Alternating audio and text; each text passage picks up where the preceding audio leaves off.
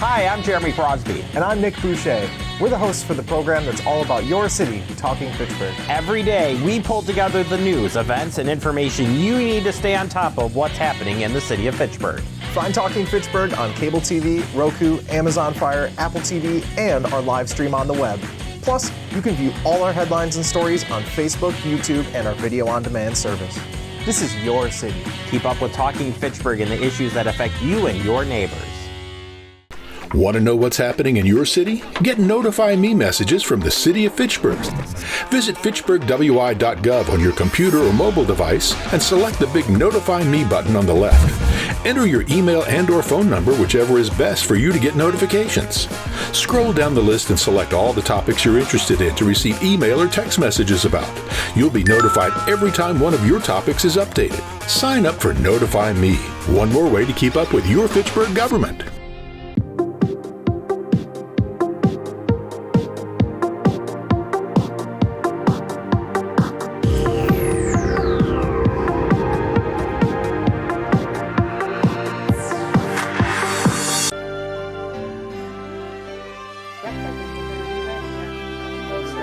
Okay, welcome everybody to the August meeting of the Commission on Aging Well. Sorry about the delay. We have some technical difficulties, but we're up and running now. So I'd like to call the meeting to order. Everybody get a chance to look at the minutes. If there are no additions or corrections, do I hear a motion for approval? I motion to approve the minutes from August 2nd. All in favor? Aye. Opposed? Passed. I should have said July, not August. Pardon me? I said August. I meant to say July. It's July, yeah. Okay, we have a guest today from Running Incorporated to talk to us about shared ride taxi presentation. All right. Thank you so much for your patience, Justin, and also Amanda, for agreeing to come on Zoom today and tell us a little bit about the services that you provide. I know you and I and Amanda had a nice discussion, and it was really informational. And as our group is just doing a lot of information gathering to see what the best kind of transportation is for the older adults in Fitchburg, I just really appreciate you being here and sharing your experience with your company and how you provide services to other municipalities. So you can take it from here. Sounds good. Well, thank you very much for reaching out and for having us. I have to apologize. Amanda's in another meeting she's trying to get out of. Hopefully she'll be here before we're done, but she may not. So you're stuck with me today. So our company, we actually have two separate companies Running Incorporated in Brown Cab that operate shared ride taxi systems across the state. We have the majority of our taxi systems are in rural areas, as defined. WSDOT has definitions of what makes rural and urban. And then we have a few systems in urbanized areas, which I would assume Fitchburg would qualify as an urbanized area, but I don't want to get into that if you have that differently, but there's some different funding mechanisms available for whether you're urban or rural. So we do systems in both of those types of communities. Every one of our contracts is a competitively bid process. So when a community decides they want to have provide shared ride taxi service for their community through the grant subsidy programs, the federal procurement law kicks in. Cities need to decide what it is looking for in service, how many hours of service you want, what your costs per trip want to be, define your service area, really just lay out how your system's going to run, how you want it to run. And once you have all that information, then you put out an RFP. On most of the municipalities use VendorNet. And then companies like myself take a look at your RFP, put together an hourly cost to provide the service. And in that hourly cost, that covers the entire operation. So if the provider provides the vehicles, that would include purchasing the vehicles, buying the gas, doing the maintenance, all the costs associated with the vehicle, setting up a facility in your community where we would have kind of a home base to operate out of, vehicle storage, insurance, all of that stuff would be covered in your per hour bid rate. So the municipality really doesn't have any operational responsibilities with the shared ride. They just have an oversight role. So, we provide quarterly stats to the municipality. We provide monthly billing. The billing comes in the form of, total hours provided times the rate minus the revenue that was collected, because the ridership revenue that the system collects belongs to the city to help offset the deficit between the funded portion and the total cost. So we submit those bills to you in the time frame that you lay out, and then submit them. We receive payment. We continue on providing the service. I'm just trying to look through the notes here to make sure I'm hitting the high points, and then I'll certainly open it up for questions. I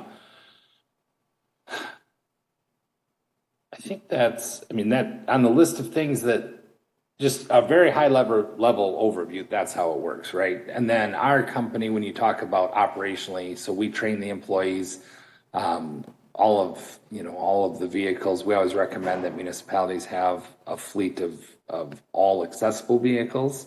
That way, if you have a high demand for folks that need the accessibility, you don't have, one of your vehicles being able to service them and the other three not, and then they end up sitting still, which is inefficient. So whether the city, writes a grant to procure the vehicles or we go out and purchase them, that's what we always recommend, is to have a full stable of accessible vehicles. I'm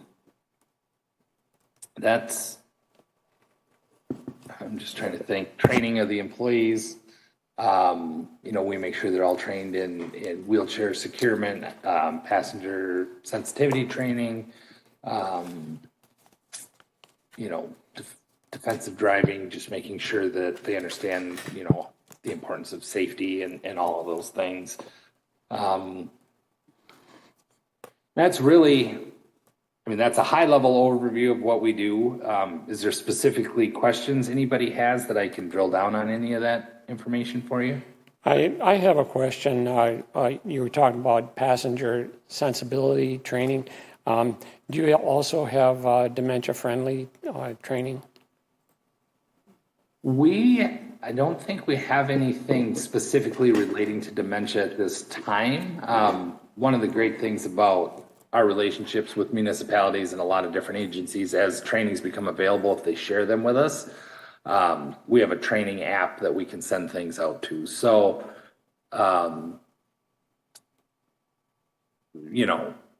not to say that we don't, that's not a,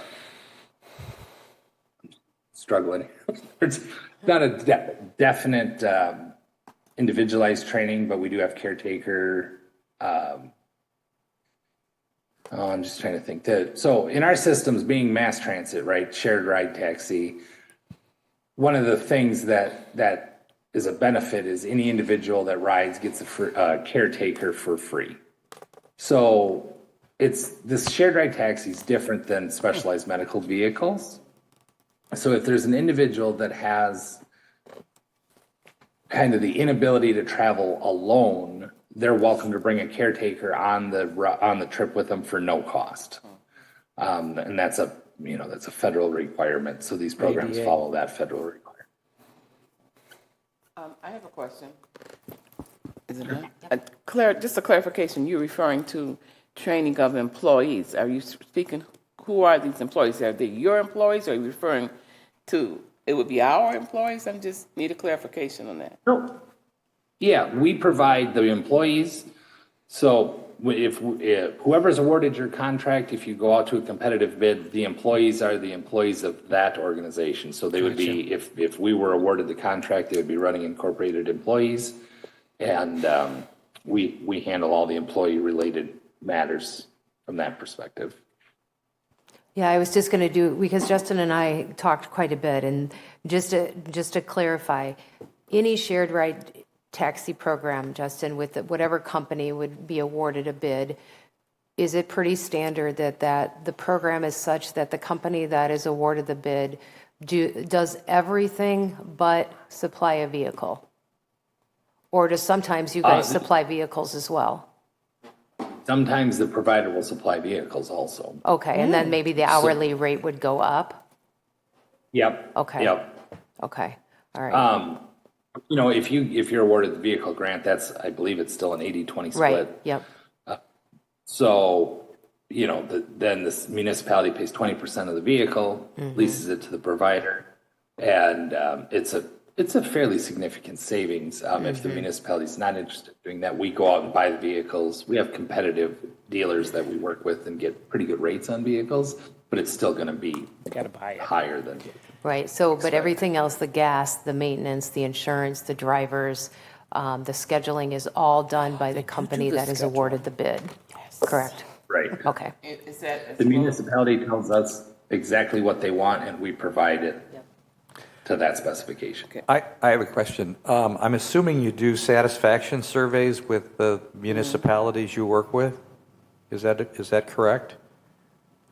Well, in terms of Feedback. operation, so we work very closely with every municipality. I mean, we have regular meetings. That's part of the oversight. So when you're awarded these funds from the DOT and the FTA, they have a level of expectation of oversight of your contractor. So you'll have reviews from WISDOT and the FTA, and one of the things they'll talk to you about is oversight, and they want to know that you are communicating with us, we're communicating with you, we're making sure that we are meeting your needs. If they're not, you're communicating that with us, and we've found that the best way to run a system is to have regular communication with the municipality. If there's an accident, you're notified within 24 hours. If there's customer complaints, we funnel those to you. We make you aware of everything that's happening in the system, because at the end of the day, it's your system. I don't want to say but we're just the operator. So you need to be kept in the loop on a regular basis as far as, how things are going. If there's an issue with a rider, that would resolve in some sort of, let's say, disciplinary action. Say somebody becomes combative, intentionally combative with a driver. Before we would enact any kind of disciplinary action, we would get the city involved. We'd share what happened, go through the process. We have policies that we ask, when we contract with you. These are the policies that we have across the state that have been approved and are agreed upon by FTA and DOT. Are you okay adopting these policies? And those policies include direct communication with the city and any kinds of issues. So we don't send out surveys, if you will, on a regular basis. We just have regular communication. What are you particularly proud of in the service that you provide? I am very proud of the fact that the communities we serve give individuals that don't have access to individual transportation opportunities to stay in the communities where they want to be. Most, when communities don't have public transportation, as people age or have medical issues, oftentimes they're forced to leave the community that maybe they were part of since birth. And that's a hard thing. If you were born in Fitchburg and you want to stay there, but they don't have access to transportation, and now they have to move to an apartment in, Sun Prairie, that's not a good feeling. So I am absolutely most proud of the fact we keep people in their homes, give them access to the services they need, and let them stay where they want to stay, and people don't have to leave communities that mean so much to them. So I'll ask the opposite of that question. What would you like to offer that you're not offering now? What would we like to offer them? Not offering now. More service. That's the issue. Yeah, if I had to say there's a major downfall in this type of contract is as demand for the service grows, the ability to grow the system is very cumbersome. I have a question. Yep. I have a question. We're just beginning this process here at Fitchburg, and let me say the whole question, and then if you would address it, please. How long have you been in business? And if we provide the buses or whatever, we would be concerned about how solvent is your company? Are you making profits? Are you marginal? Are you referred to growing? But we wouldn't want to be in a situation where we put our faith in your company and make all these plans and get people all excited about it, and then financially you guys go belly up. Sure. So our company was incorporated in 1994. My mom and my dad started our company out of our home with one taxi and one employee driving it. We've grown to the largest shared ride taxi provider in the state. I believe there's in the mid 40s shared ride taxi contracts in the state, and we have approximately 33 of them. We have over 600 employees across the state. We provide over 1 million trips a year in the state. In your RFP, you'll request financials. We provide financial information to you when we go ahead and go through the RFP process. I'm Midwestern, so I don't like to talk a lot about how good I think we are, but to answer your question, I would say that we're extremely stable, and our track record would show that. I have a question. Ooh, Yeah. Who's next? I've got a question, but you go first. Okay. When you were talking about the maintenance of the vehicle, do you also provide storage space for the vehicle? Yes. Okay. And then the other thing, can you speak briefly to your operations for scheduling, how individuals schedule, how often do you do runs, et cetera, et cetera? Sure. So shared ride taxis demand response. However, we always allow individuals to schedule trips in advance, and there's no real limit to how far in advance they can schedule their trip. So if you have, let's say that you're an individual that receives dialysis, you can go ahead and you can schedule a year's worth of dialysis treatment. So you go Monday, Wednesday, and Friday. You can go ahead and schedule that with one phone call for the entire year and have it be reoccurring. All we ask is that in that scenario, if say something on a holiday, and as it's approaching, call in and cancel your trip. Otherwise, we do send vehicles to the scheduled trips. But then there's also the demand response, which is a required component. So people can call, somebody can call me right now and say, I would like a pickup on Main Street going to the hair salon for right now, and we have to fit that in there also.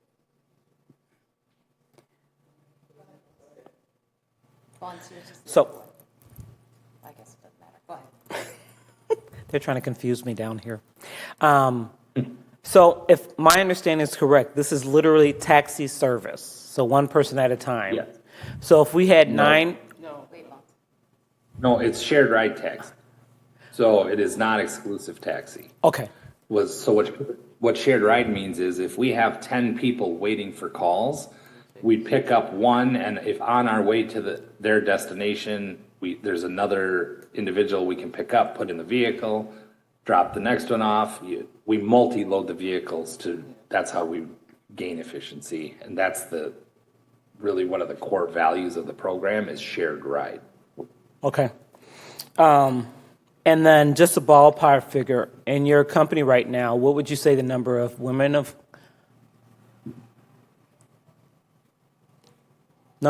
in your company? Yeah, it's on. Number of women in our company.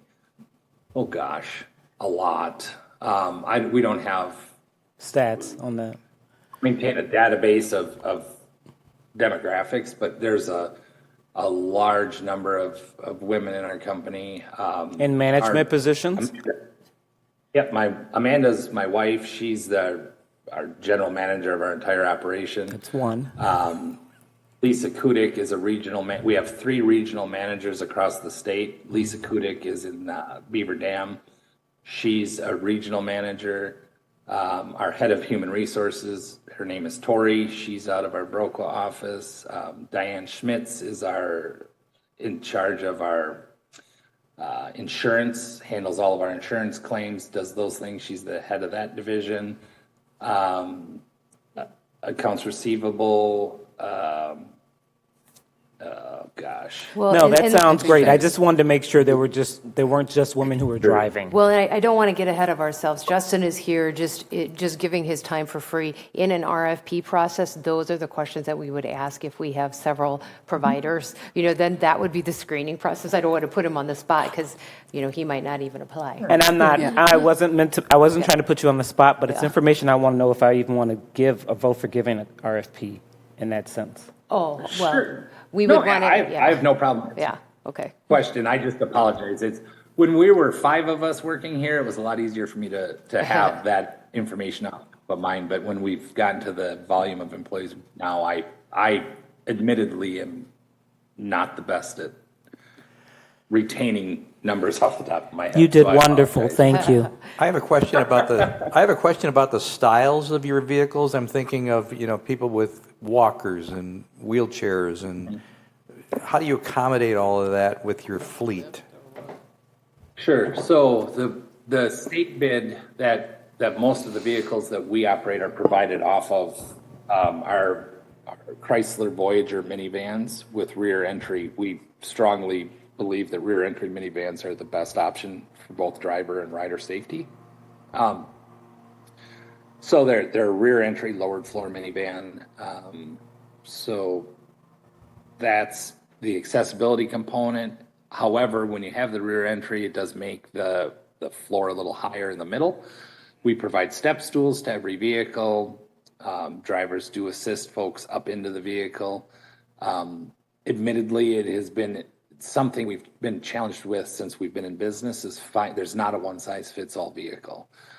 That's where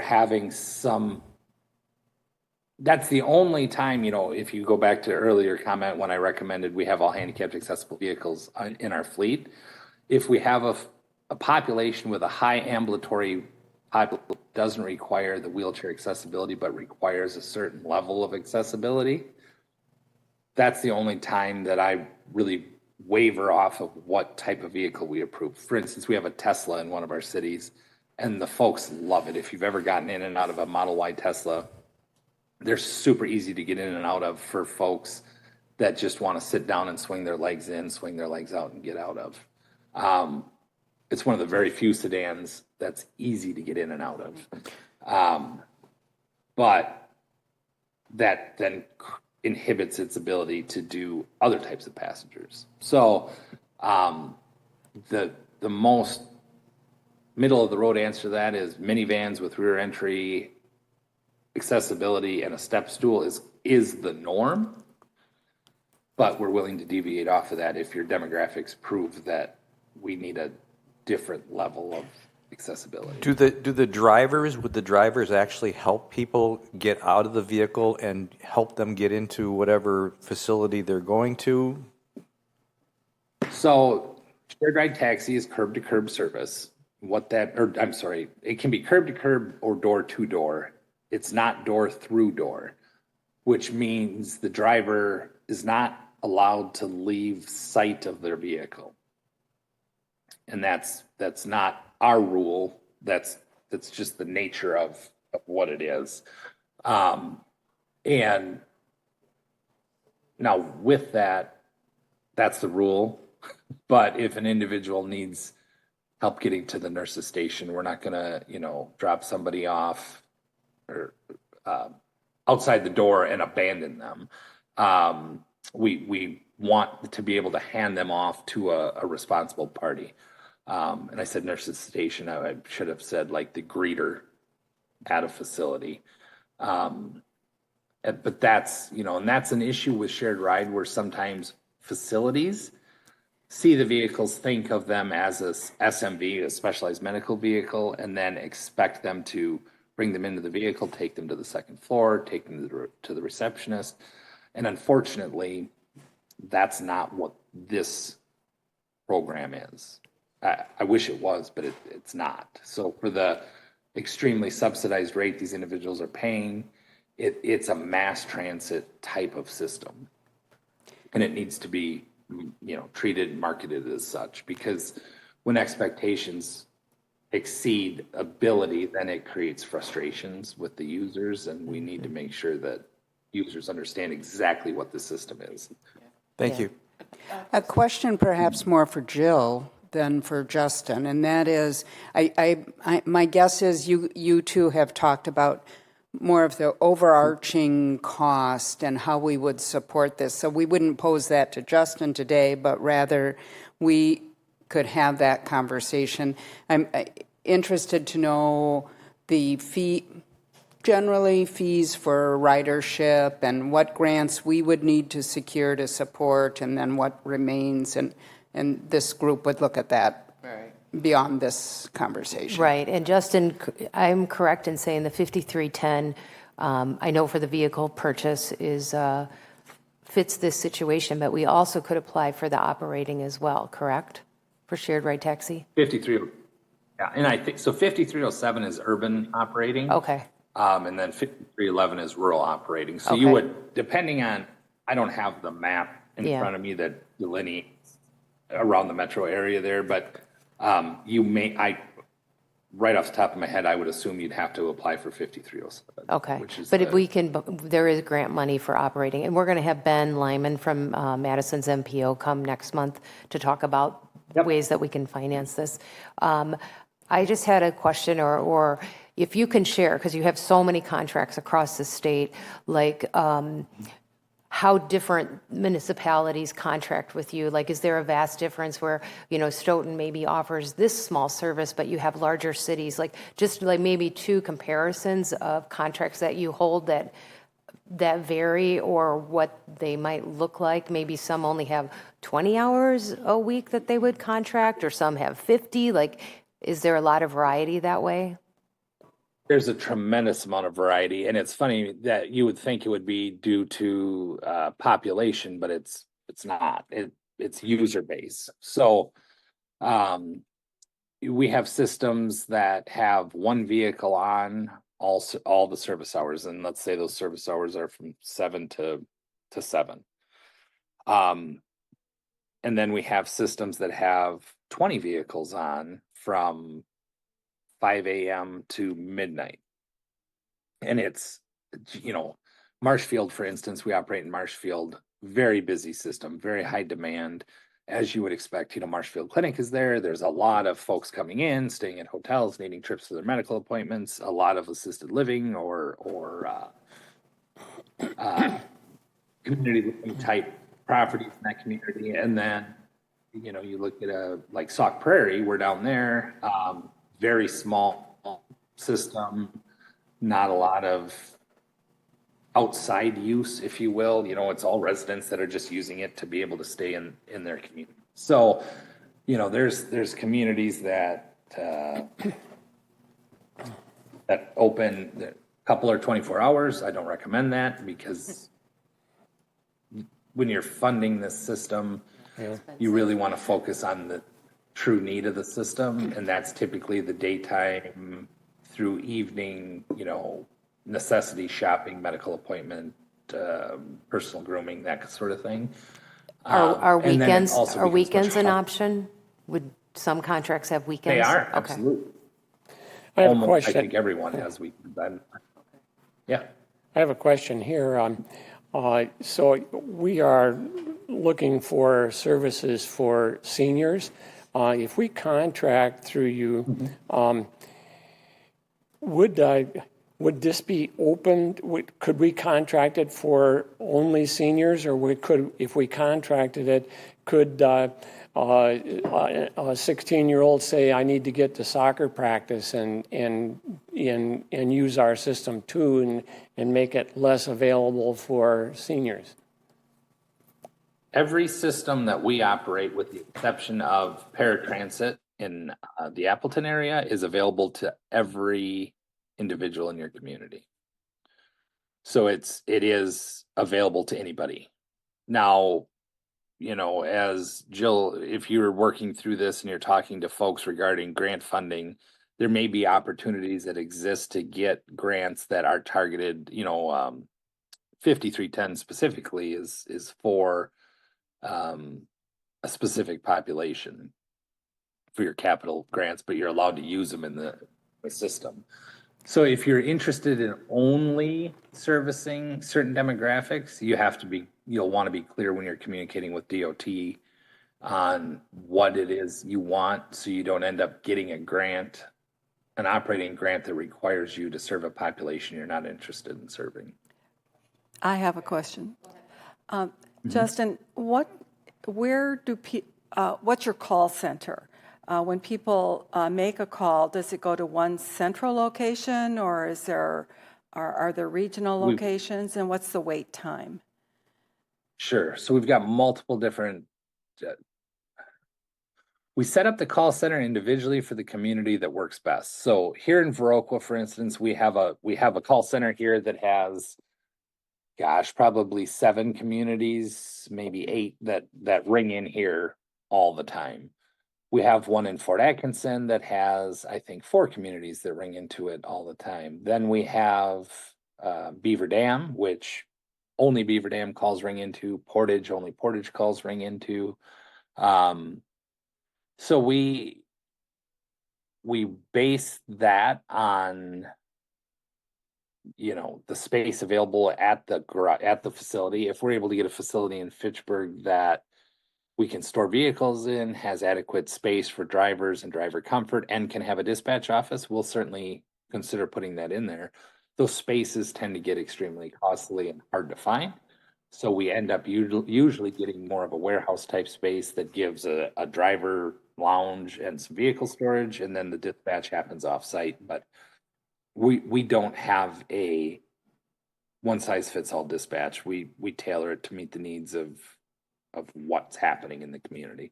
How do you handle bad weather? When do you decide? How do you decide when to take the fleet off the road? Usually, I chuckle at that because we have such dedicated people that oftentimes it's a fight to get our drivers. Well, I can't stop yet. Mrs. Jones hasn't came home from the doctor. Well, I understand, but we have to be safe, right?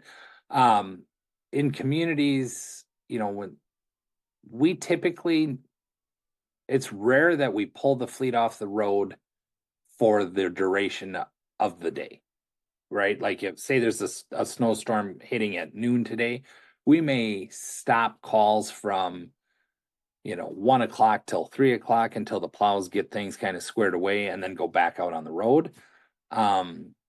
We want to have our vehicles operating, because in a lot of communities, in a lot of ways, this is the only mode of transportation people have, and we can't have individuals stuck at a chemo treatment or a dialysis center because of bad weather. We need to make sure we get people home.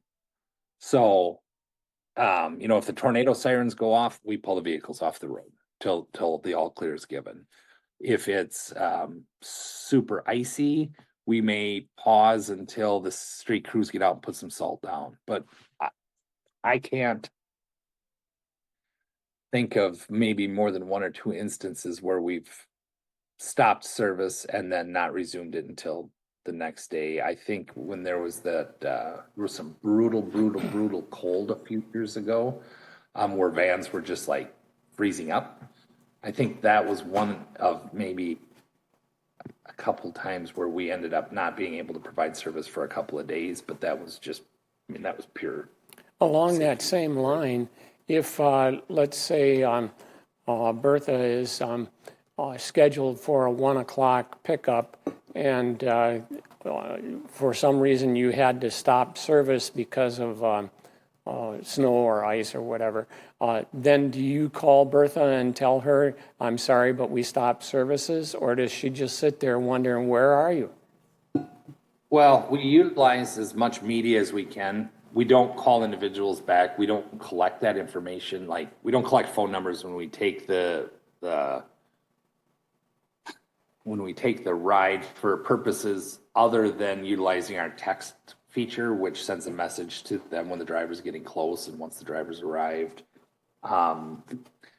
But we do communicate that with them while they're making the calls to say, hey, the weather's looking bad, like we might be shutting down, just keep an eye to it, call in, those kinds of things. And we don't see, in the volume of trips we do, we don't see that creating a tremendous issue historically.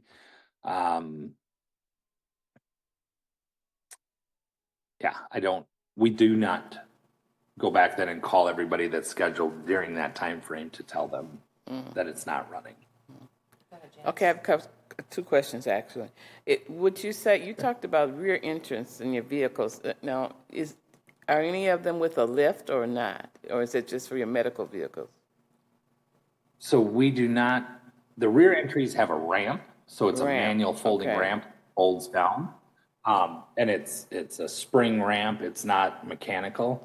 I really do not like the powered lifts. There's potential there for there's safety issues with them. People can get stuck on them when they're up, halfway down. The folding ramps are much more reliable, and we prefer them. Okay. And then the other one, would you say paratransit is your biggest competitor or not? No. So we actually are a paratransit provider in the Fox Valley in the Appleton area for Valley Transit. So paratransit, there's no competitive wise, I wouldn't say that we have a large competitor in the communities. Most of the communities we serve, this is the only option, and that's why they have it. Okay. So, and I don't know with Fitchburg, I haven't looked at the maps well enough to know, do you have paratransit service coming into Fitchburg from Madison Metro? Just a small portion of Fitchburg, the northern part. So that's the issue. And it doesn't come to the senior center. Right. And they may still come into the community and take folks that need to go from their home into Madison for specialized medical. Yep, they do. We wouldn't be able to do that. Yeah. So. Okay. Yep.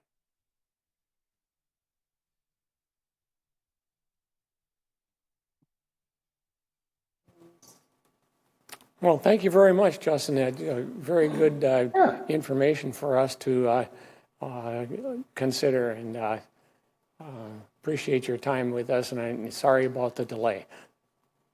No worries at all. We're happy to help, and if there's any other questions that you have, feel free to reach out, and I hope you get something put together. It sounds like it's definitely a need in your community, so any way we can help. Okay, thank you. Thank you so mumuch, Justin. Thanks. Yep, bye-bye. Bye. Okay, well, I don't know, do we have any further discussion on this issue for now, or we want to wait till our next meeting, because we have several people that... Yeah, I think, so my plan sort of is to continue information gathering. We go home today, we kind of digest what we've heard. I'll start to make a spreadsheet of this data and this information. My goal is to now reach out to one of the cities that does use shared ride taxi. So no, we're not talking to a provider, we're talking to a municipality. And like he said, they have 30 out of the 40 in the state. I had put in your packet, if you noticed, a couple, just as an info sheet about Beaver Dam Transit and Reedsburg, and you can see how, fares are on there, schedules are on there, and these are Running Inc.'s contracts. But again, Running Inc. is one of, there's not a ton of providers that do this that I know, but they are the most popular. So anyway, so that kind of gives you a snapshot of how cities would promote the shared ride taxi. But so anyway, we get somebody in here that is one of the municipalities that uses a provider for shared ride taxi. Ben Lyman is from the Madison Planning Organization, and he is the one that these grants would go through for funding. If we want some more information about the grant and what it pays for and the possibility, like I said, I think we can get operating funds for a shared ride taxi, or if we were to have our own vehicle. So that is coming up. I want to do that, and then I think we just use a meeting to just kind of talk about the different options that we're exploring, and just keep moving forward and develop a plan that way, unless I have other thoughts. I have a question. Do our riders don't pay for the ride now, right?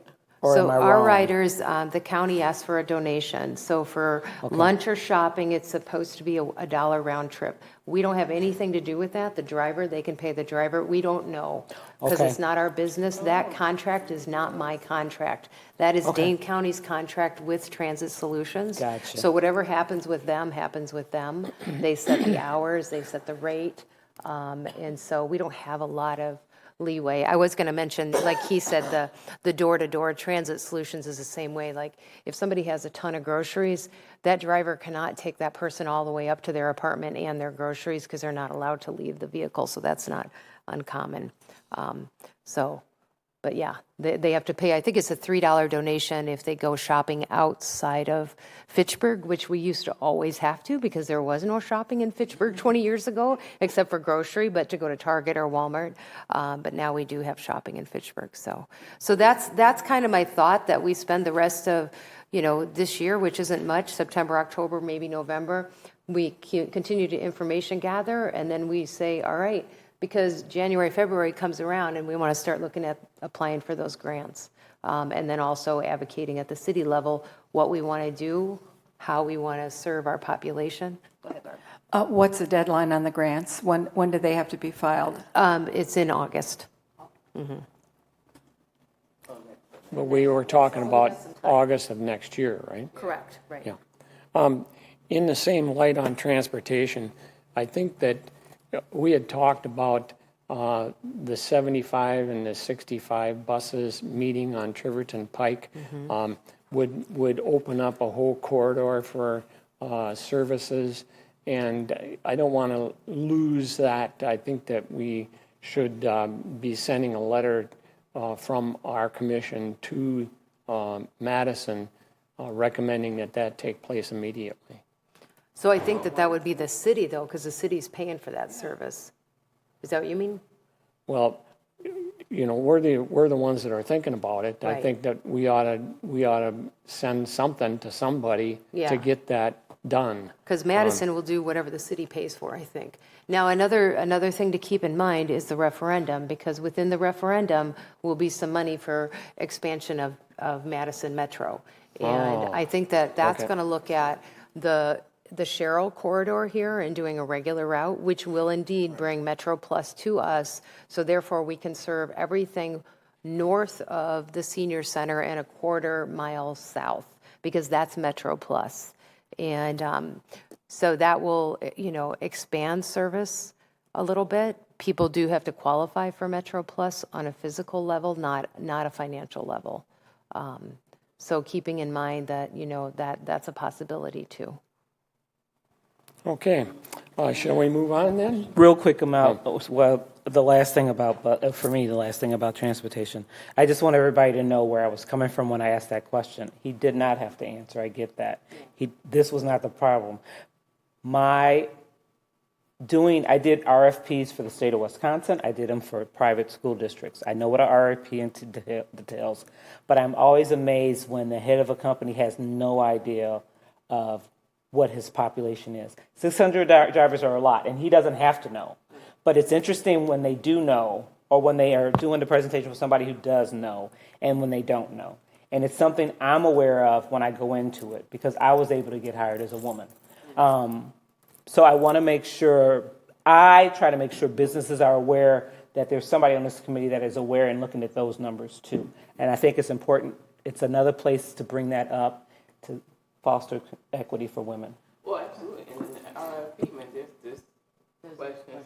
Yeah, But I want it done beforehand. I want them to know that that's another piece of it. Yeah, they can give it to the accountant, have them fill it out, they may not even look at the number.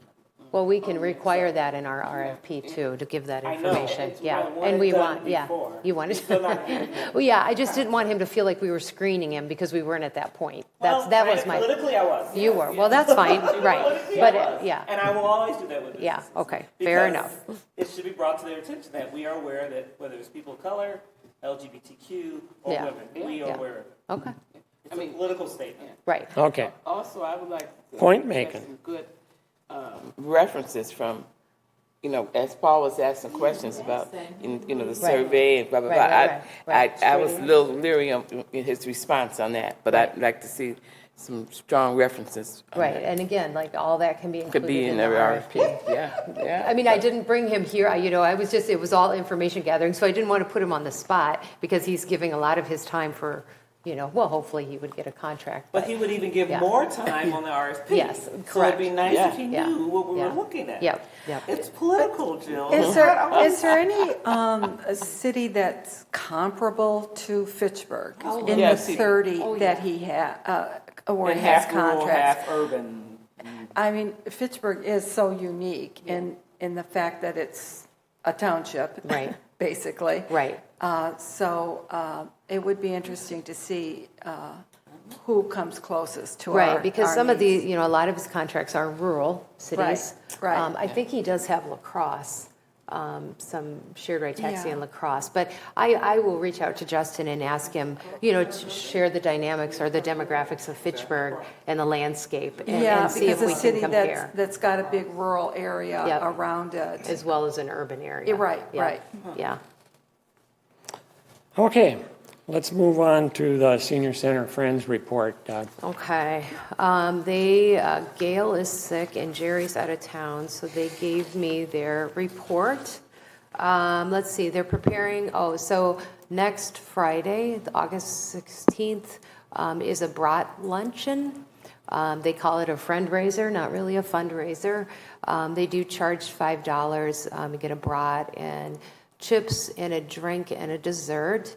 And they open it up to the community. People can drive up and grab a brat.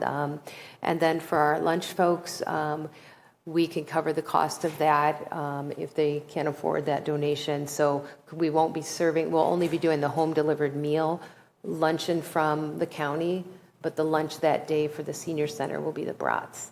And so they want to promote that. We've done it before. It's lots of fun. But it's not a fundraiser. It's a friend raiser, right? A friend raiser. Yep, it's a Okay. friend raiser. Yeah, What does that so- mean? Well, yeah. but- Just to kind of goodwill, I mean, $5, but if somebody can't afford to pay, it's okay. But, if you can make a donation, that's great too. So, yeah, it's, yeah. I don't want to speak more for them, but let's see, they're also paying for, as we meet and greet new participants or clients at the senior center. This is an idea that goes back to Janice and I talking about getting people to come over, try out the senior center. We give them a free lunch ticket, and then the friends will reimburse Dane County for that lunch. Because technically we're supposed to ask for a donation for lunch, so the friends are covering the cost of anybody coming in with a free meal ticket. The friends have also agreed to pay for the band, the Red Hot Horn Dogs. We're doing, September is National Senior Center Month, so we try to do some fun activities.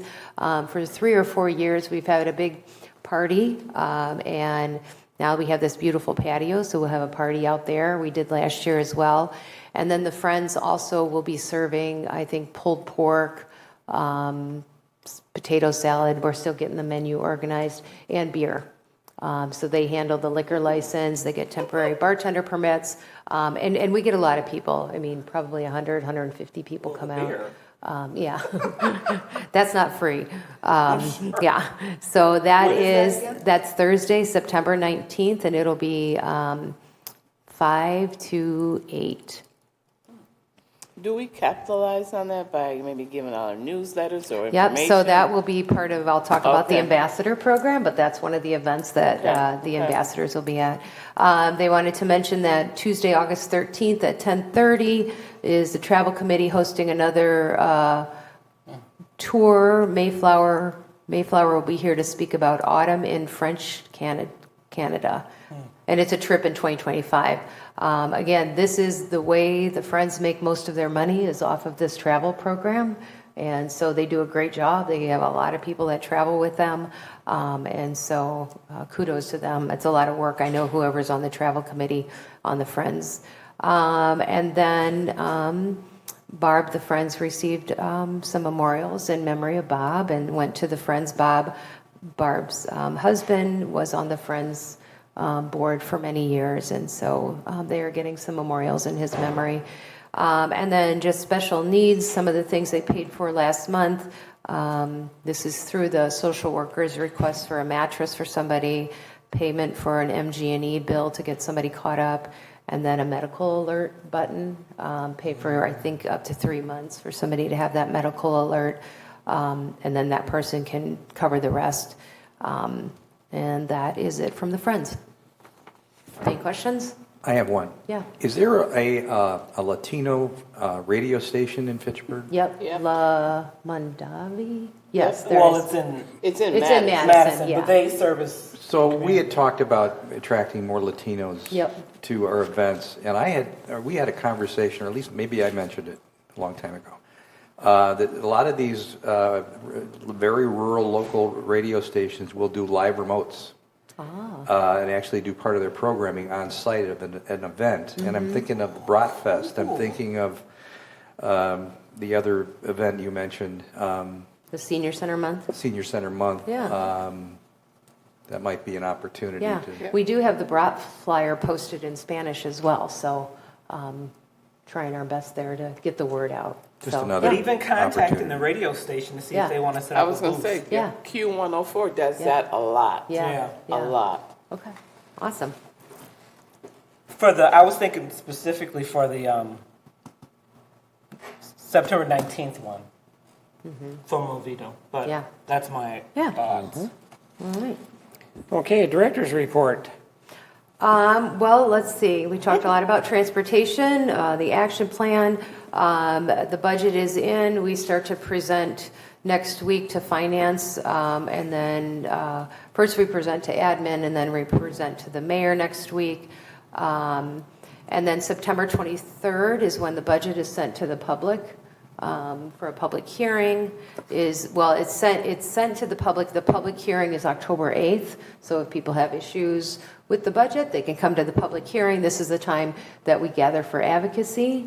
Maybe some of those positions they're not going to put in there, we can still come out and advocate for. And then what happens after October 8th is the council can then put their amendments to the budget through, and those amendments would be due on the 12th. And then the public hearing for the final budget and the final vote is November 12th. So amendments are due October 12th. The final budget would be put out November 12th, which would be after the referendum, because if the referendum passes, that's a different budget than if it doesn't pass. So finance will have a lot of work to do depending on what happens there. So that's the budget schedule. At the same time, we were told by Dane County, just a reminder, this year we got about $151,000 from Dane County for nutrition case management and medical assistant case management, we should be prepared to get the same level as this year because there isn't a county exec right now, and a lot of the advocacy goes through the county exec. So we were told status quo for the county funding. Usually we get some kind of increase, but we were told probably not next year. Other little things, the senior center will be participating in Community Night Out, which is a big community event put on by the Fitchburg Police. There's all kind of vendors out there. It's at McKee Farms Park. I want to say 5 o'clock. I don't have the specific information in front of me for the time, but it is a huge event that brings out a ton of people in the community, tons of service providers, different city tables out there. So it's a really fun event. Last year they had a big petting zoo, which was kind of fun, tons of kids. So come on out. We will have a table, and that leads me to the ambassador program that we're continuing to kind of fine tune, and that is recruiting volunteers that will represent the senior at outreach events, the senior center. As I mentioned last month, Jesus was with me when we did the car seat clinic because he speaks Spanish, so he'll be there at Community Night Out. Christy, who is also on the multicultural work group, is going to be doing a neighborhood picnic in Terravesa, and she'll be representing the senior center there. We've inquired about having a table, and we're given the okay. So we're continuing to kind of fine tune this, and it was brought up at our last multicultural work group meeting about just having ambassadors at our fundraising events or small events at the senior center, or welcoming people at that just come in on a busy day. And so we will have that for the Brat Day as well as for Senior Center Month. And as we grow the program, we hope to recruit people that will, just do, reach out by phone, welcoming people back, maybe following up if they come in and they haven't come back for a while. So just trying to expand that program to just assist us with more outreach. So it's not just staff, but we're using peer-to-peer outreach. Janice had a nice lunch and learn program yesterday that we had the 4 alders, alder represented from each district. We had some good questions, some good conversation. And then the next one, we'll have another group of alders that will represent each district on the 21st. So it's free. Come on out, 12 to 1. Support the program, meet your alders. I think a lot of folks that were there yesterday didn't know who their alders were, and they were happy to see who they were. And so, Janice, you have any other comments about it? No. I just think it was good for them to learn not only who their alders were, but what districts they belong in. Right. So, yeah, that was so, Yeah. I think it was very helpful yesterday, yeah. Yeah. So thank you for your work on that. For ambassador programs, which you guys all are, and for those that don't have a shirt, I still have them on order. They're coming, I hope. Soon I will let you know. And I wanted to just talk about a situation we had yesterday with a client, just talk about case management and transportation. We had a gentleman that lives at one of the affordable senior housing apartments. So keeping in mind those apartments are I think they're mostly 55 plus. We might have 1 or 2 that are 60, but 55 plus seems to be the going age. So for county funding, meals, case management, transportation, we are required to only serve 60 and over. So this gentleman, we did invite him for lunch. The Friends reimbursed Dane County the full price of the meal because he was under 60.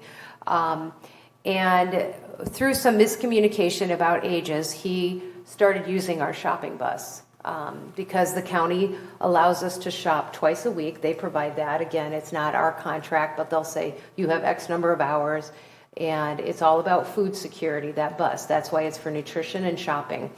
Well, we got a call and said, this guy is not eligible because he's 57. He's not 57, he's 55. He's going to be 56 like next month. And they said he can't ride the bus anymore. So, it started me thinking that this is a situation where, the city doesn't have transportation. He's not on a bus line, and he is not happy with us. And so we're trying to figure something out. But when I look at shared ride taxi, that's the kind of person that needs it too. And that's why I struggle sometimes saying, I guess we could put an age on it. But how does this man get around who's low income, doesn't have transportation, and lives in a housing unit that, doesn't have transportation? So keeping in mind, I know I talk about serving the city, but this is the reality of our city.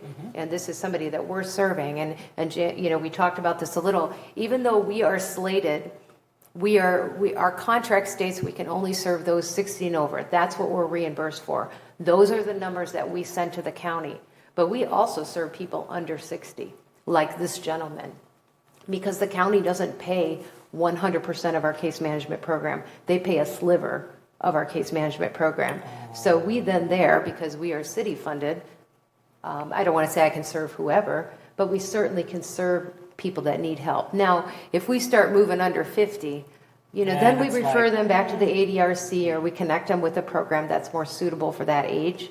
But it's not uncommon for us to serve people in their 50s. It's just not. That is the world we live in now, and people need help. And again, we don't report those numbers to the county because we can't. So it's not like we're skewing it. Our contract is still figured out by the people that we report on our 610, it's called. But that gentleman would not be reported, nor the time we spend with him. But also now he has no transportation, which we're working on. So anyway, keeping that in mind as we look towards transportation.